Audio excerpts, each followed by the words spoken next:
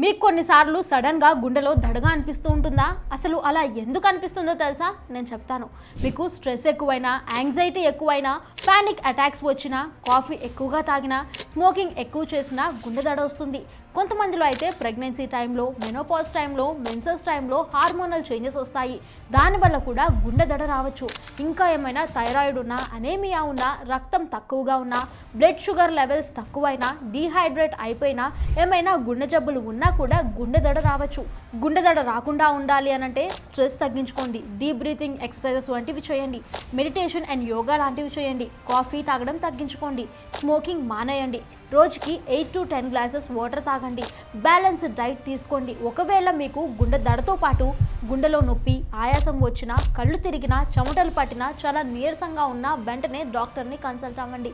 మీ ఫ్రెండ్స్లో కానీ, ఫ్యామిలీలో కానీ ఎవరైనా ఇలా గుండె దడ వస్తుంది అని చెప్పిన వాళ్ళు ఎవరైనా ఉంటే వాళ్ళకి ఈ రీల్ని షేర్ చేయండి.